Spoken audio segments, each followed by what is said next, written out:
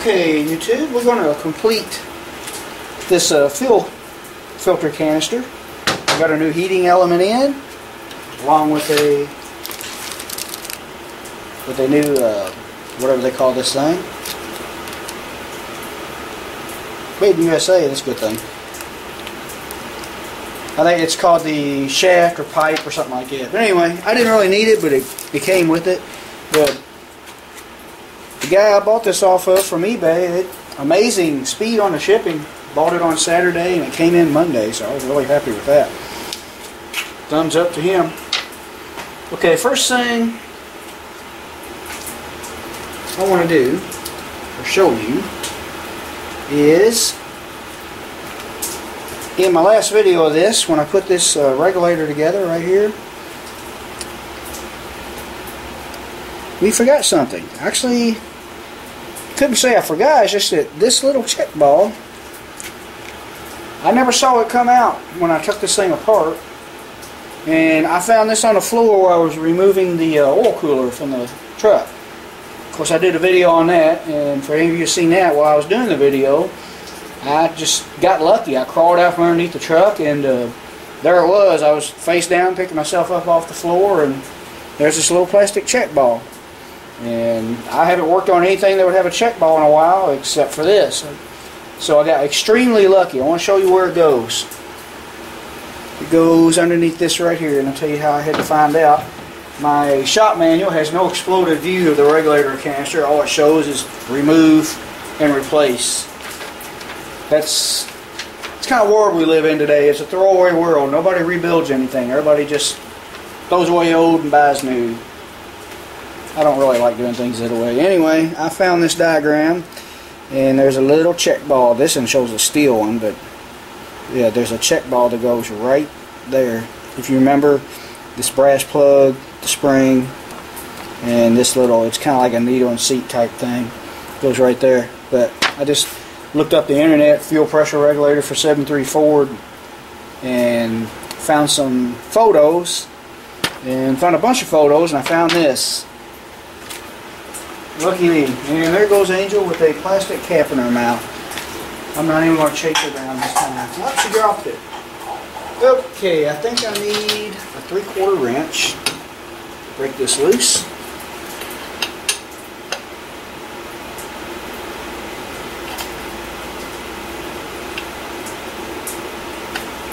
It's kind of hard to break loose while you're doing that. Put this check ball back in a pan before I lose it again. If you remember on my last video of this, I was dropping check balls left and right. We'll see if we got over that clumsy stage. Alright. There's that. Look at the diagram. Go ahead and take the spring out so I can show you everything I'm doing here. Show exactly where it goes too. See if I can. Okay, that fell out.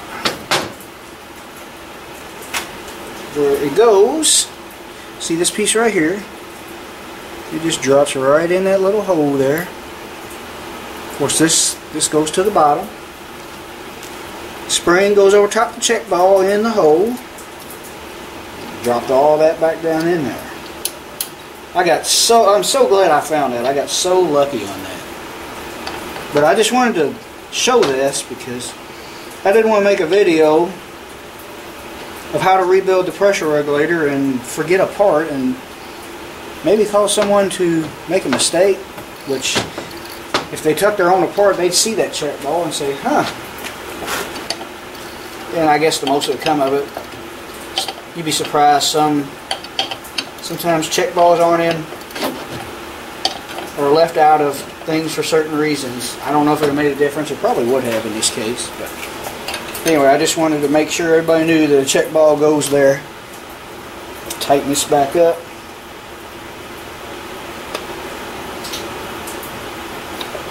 There we are. Now, get it snug. Now, all we have left, let's go ahead and put our heating element in. This faces up. See these right here?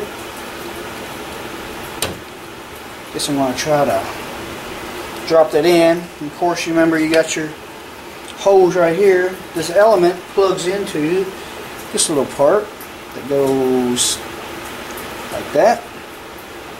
I don't know if you can see with my hands in the way. But what I'm going to do, really need something to bolt this stand to. But you just want to face this thing so that this plug is out here. These things are kind of fragile. You got to be careful. Okay, I'm going to go ahead and put the new shaft in. Save the old one for a spare in case I break one or something. I don't really see a need for a new shaft, but we got one anyway. Maybe there's a reason for it. I don't know.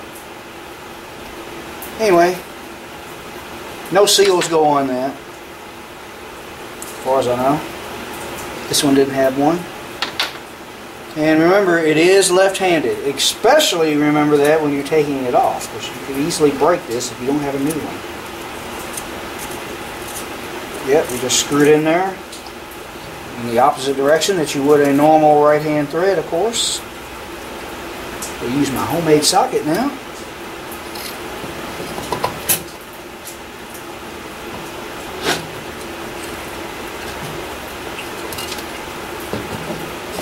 This one wants to fit kind of tight.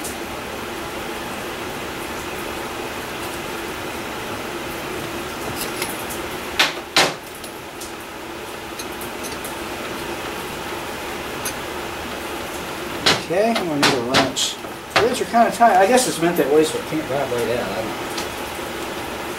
know. Let's see.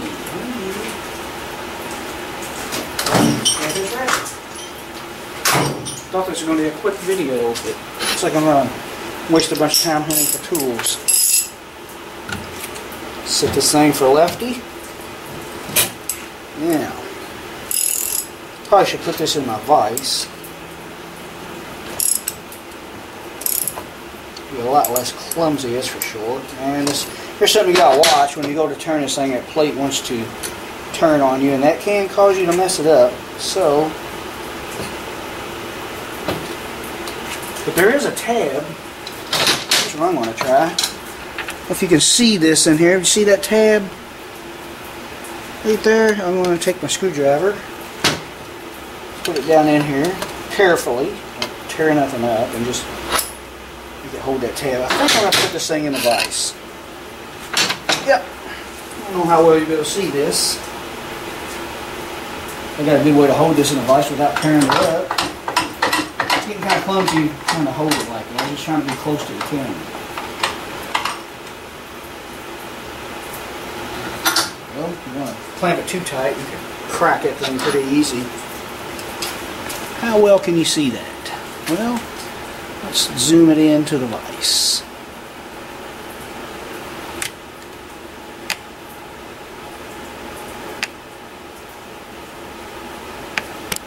There we go. Probably won't be able to see much of what I'm doing. I just showed you what I'm doing. Sticking a screwdriver in here so that thing won't spin. Like I said, you gotta be careful with this thing, because it is fragile.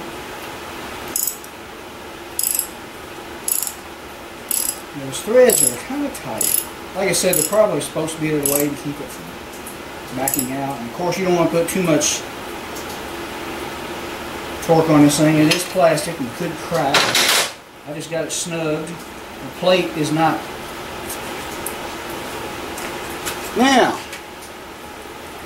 what are we going to do next? Oh.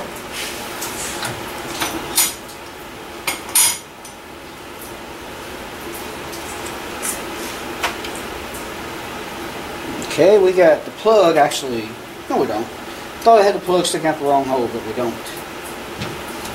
Okay, we'll go ahead.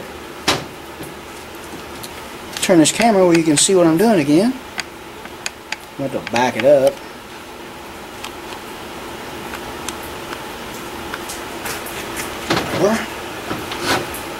Now, this piece, I've already put my rubber seal on it. Rubber seal goes right there, if you can see it where my fingernail is, little bitty thing. We'll go ahead and plug this thing in.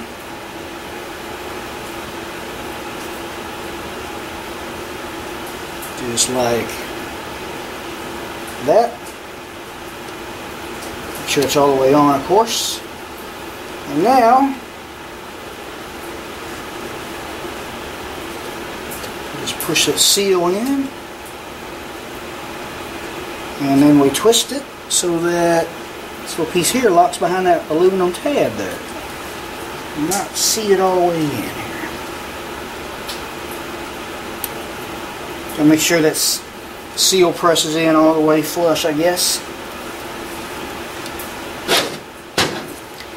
Getting kind of clumsy.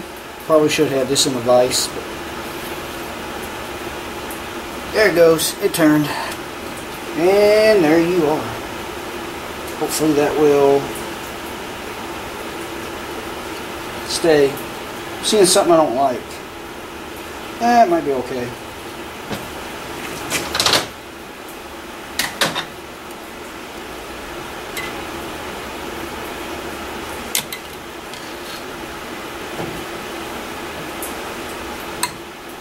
Looked like that wire could have been in a bind where it's being pushed up against the, maybe making contact with aluminum, which is probably not good.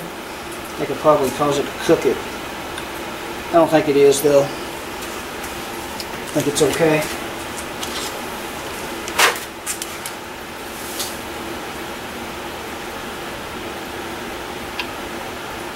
Okay, I think it should be fine. Yep. Okay, now all that we have left is to screw this little sensor in. Another little dirt on that.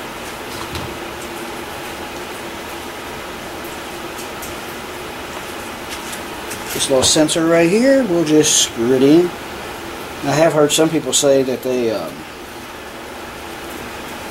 okay, that kind of helps hold this. Actually, this here helps hold that, press that down and seat it as well. What it does, it fits in, see the washer part of this kind of fits in that half groove there.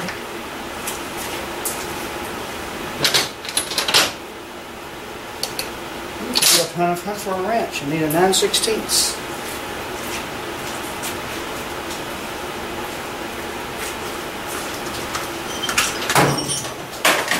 There you go, Mark. Don't take my ears over. There you are.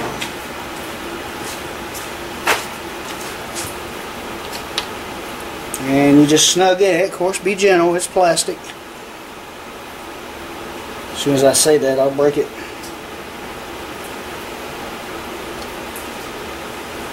Hoping that all seals. It's as tight as I can get it.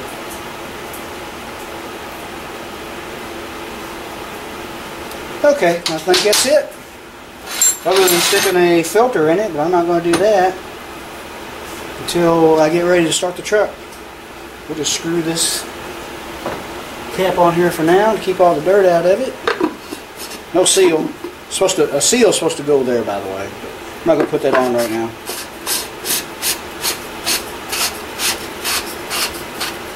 And that's all of that. This will be a small part of the video that I'm going to make through this weekend. We're also going to do an oil cooler rebuild on this same video. So, stay tuned. Okay, YouTube, it is Friday, July 13th. That's right, Friday the 13th.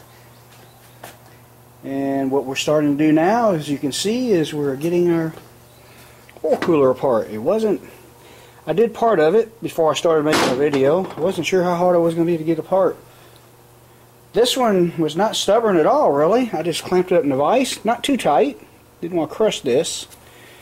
But this went over like that. And basically all I did was take a rubber mallet and start tapping on it. What I'm going to do, I'm going to flip it around and we'll make a video and show you how to get the other side apart. Hopefully it will go just as smooth. Let me mount the camera. Stay tuned.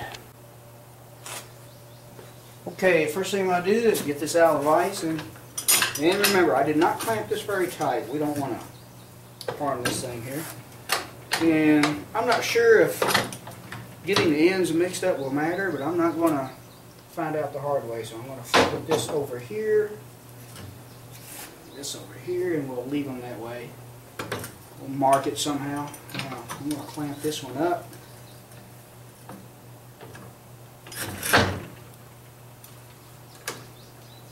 There's a step right here, and I slid it out to where it'll butt up against my vise.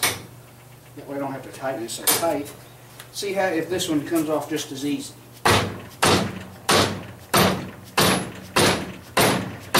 Think it's moving.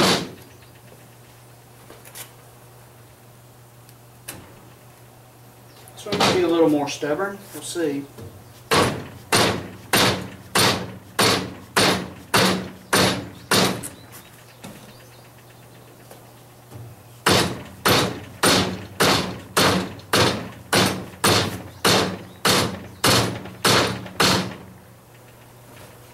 Yeah, this one's going to be a little more stubborn.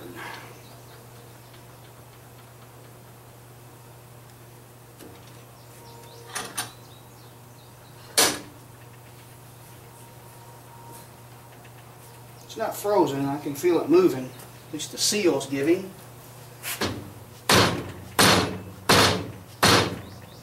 I think it's coming.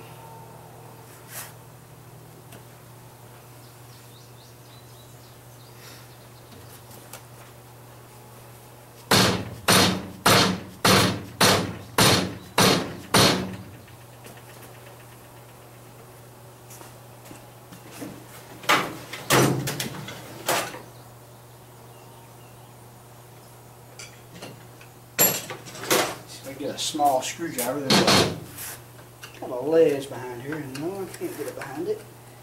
See what I can do.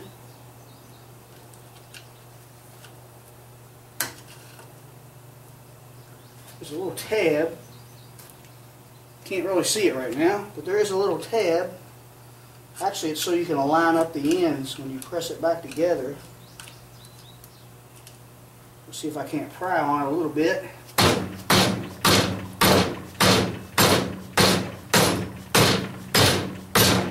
There it goes. I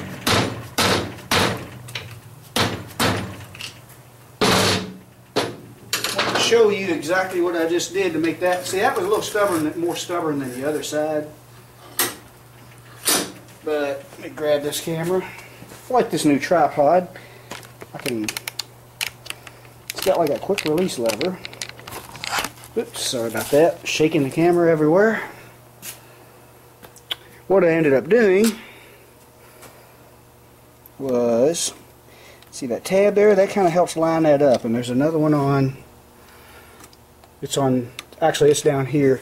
And it helps you line the ends up. Actually on this one there's nothing to line it up with. On this one there is. Kind of helps you put it back on the right way, I guess. But what I did, I just fit that in there like that.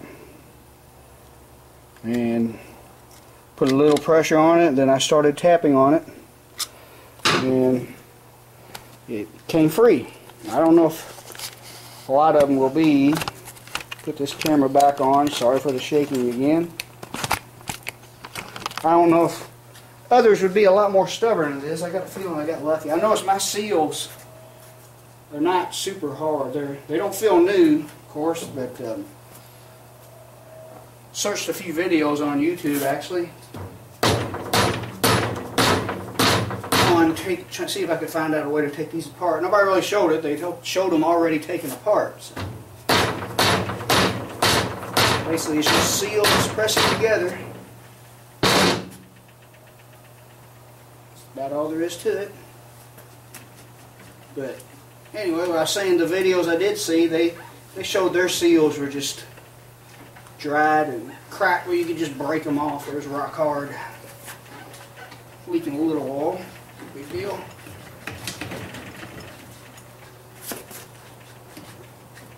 Could be a little stubborn at the end here, I guess. Okay.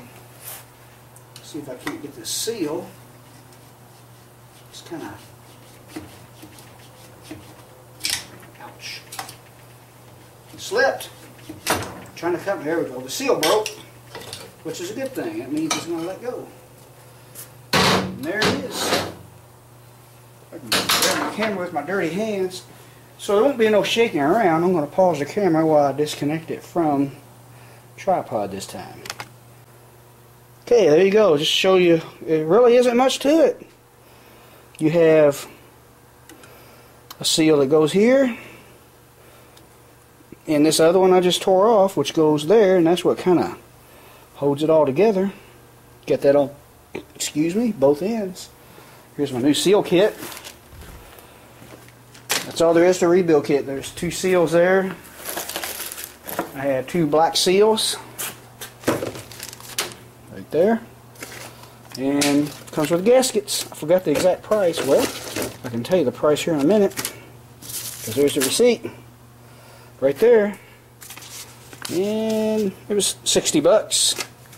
Don't know what a new or rebuilt oil cooler would cost, but I bet it's more than this is going to cost me. So what we got to do next is clean this thing up real good. I want to paint it, make it look nice like I do everything else, and I'll show you what I go through to put it back together. Stay tuned. Morning YouTube. It's Sunday morning, kind of late morning, about 10:30, July 15th I believe. Hopefully I got my date right this time. Last few videos I've been getting about a day or two off. I'll show you where we're at on this oil cooler rebuild. Got that cleaned up and painted. There's the front piece right there. Just clean it off, paint it. But we run into a little problem with this, the rear part of it. This is also called the oil filter adapter. Some websites call it a housing. But I found a problem. I don't know how well you're going to be able to see this. Let me find a flashlight. I know that here it is. If you look down in there, there is, especially on, it's mostly all on this surface, bottom surface here, where it's kind of corroded and there's a groove over there. And the problem with that groove is, that's right where the rubber seal rides. You can actually see where it's been, even though I kind of wire brushed that out. So that's not good. I got a feeling if I put new seals in it, it will still leak. I wasn't getting a massive leak like some people describe these things do when they fail, but my seals weren't completely hard either, like a lot of them get when they're old.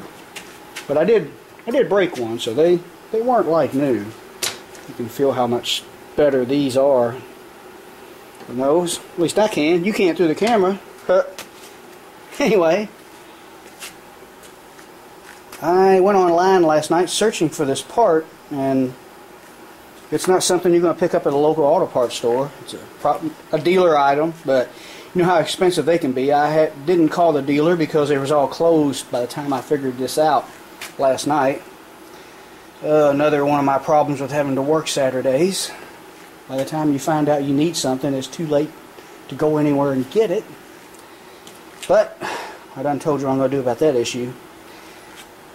But anyway, I found one of these on eBay. I'm pretty sure it's the right one. Actually, I'm not 100% sure. The guy was claiming they only fit 99 to 2003 7.3s. And actually, after I did more research, I think he's wrong, because he did give the part number. I don't have it with me, but when the new part comes in, I'll give it to you, just because there is some confusion on finding the right one for these early Powerstrokes.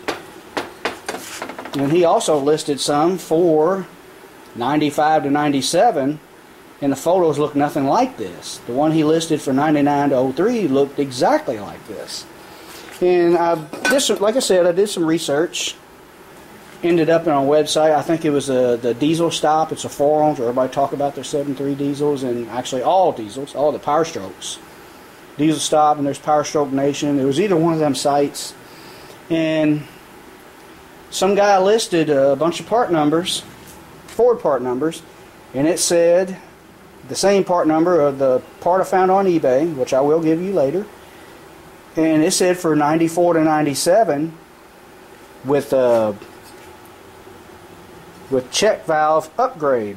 It said something about a snap ring, and I'm pretty sure that it's the check valve that goes in here. You got a spring. Yep. And then that goes, forgot which way it goes. I'd have to have to get a picture of it. Pretty sure it goes that way. That goes in there like that, and in the picture, you could see that all the way down in there like there was a snap ring in it. It also could have been that snap ring upgrade I was talking about. Also could have had something to do with that. I heard that likes to pop out on people when they're changing oil. I'm not sure. But I've seen someone list that part number for 94 to 97 on several different websites, so I'm pretty confident that we got the right one ordered. And it was only, excuse me, that won't be edited out. It was only 136 bucks plus shipping, about 150 after shipping, which isn't bad. I've seen some of these go for a lot higher. I found a few genuine Ford parts websites, and they were really proud of them. I'm sure if I went to Allstate Ford here in Louisville, they'd make me pay for it. So we took a gamble and ordered that part off of eBay. I'm pretty sure I got the right one if this picture is correct. Sometimes that's deceiving. We'll see how that works out. Now here's what's up for the rest of the day. Stopped by Advance yesterday, picked up some oil filter. I realized I need another gallon of oil. I forgot this thing holds 4 gallons with a big filter, which I bought. And we ordered a serpentine belt, which they didn't have. They said we'll be ready to pick up this morning. Getting ready to head out and do that. But I've done all I can do to the rebuild of the oil cooler for now. I will probably clean off the table and start putting some stuff together. I can clean my plastic fender wells today, wash them up, degrease them. I will put it on this side. I won't put one on the other side because I want that open for when I reinstall my oil cooler. Maybe get the radiator support on it. I don't know if I'll get all that done today, but that's all I can do today. We'll see. But I'm going to get busy.